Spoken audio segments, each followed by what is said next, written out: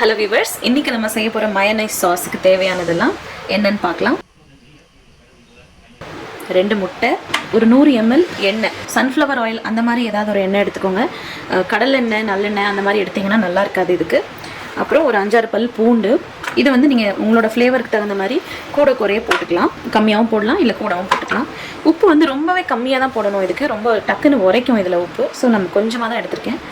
இவ்வளோ தாங்க இன்றைக்கி நம்ம செய்ய போகிற மயோனைஸ்க்கு தேவையான இன்க்ரீடியன்ட்ஸ். இப்போ இதை எப்படி செய்யலான்னு பார்க்கலாம் வாங்க. இப்போ நம்ம மிக்ஸி ஜார் எடுத்துக்கலாம். அதில்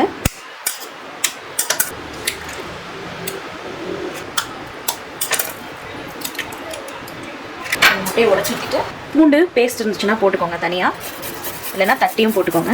நான் இதில் திருவி போடுறேன். நீங்கள் ஒன்ஸ் நீங்கள் இதை செஞ்சீங்கன்னாவே உங்களுக்கு அந்த பூண்டு எவ்வளோ தேவைப்படுது நீங்கள் இந்த அளவுக்கு செய்யும்போது அப்படிங்கிறது உங்களோட தேவைக்கேற்ப புரிஞ்சிடும். ஸோ நெக்ஸ்ட் டைம் வந்து நீங்கள் கூடவோ குறையவோ நீங்கள் சேர்த்துக்கலாம். ஸோ நான் 4 பல்லு மட்டும் எடுக்கிறேன், போதும்னு நினைக்கிறேன் நான். இப்போது இதை மட்டும் நம்ம ஃபஸ்ட்டு அரைச்சிக்கலாம்.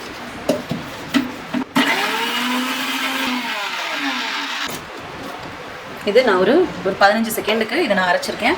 அடுத்து உப்பு.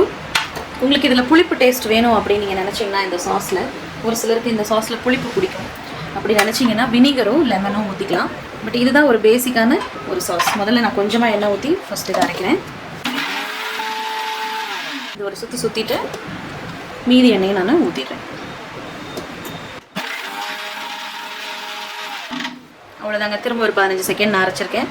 பாருங்கள், நம்மளோட திக்கான மயோனைஸ் சாஸ் ரெடி ஆயிடுச்சு. இங்கே பாருங்கள் எவ்வளோ திக்காக நம்ம மயோ சாஸ் ரெடி. நீங்கள் உப்பு பார்த்துட்டு சப்போஸ் உங்களுக்கு பத்தலை, இதில் புளிப்பு வேணும் அப்படின்னு நினச்சிங்கன்னா லெமனோ வினிகரோ ஊற்றிட்டு உப்பு தேவைனாலும் நீங்கள் ஆட் பண்ணிக்கலாம். இப்போ நான் இதை உப்பு செக் பண்ணுறேன். உப்பு லைட்டாக கம்மியாக இருக்கிற மாதிரி இருக்குது. ஸோ நான் என்ன பண்ணுறேன், ஒரு பிஞ்ச் போட்டு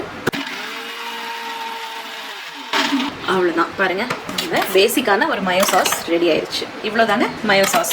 இது நீங்கள் சாப்பிட்டதுக்கப்புறம் நீங்கள் கடையில் சாஸ் வாங்கினீங்கன்னா உங்களுக்கு நீங்கள் வாயிலே வச்சுக்க மாட்டீங்க, உங்களுக்கு பிடிக்கவே பிடிக்காது.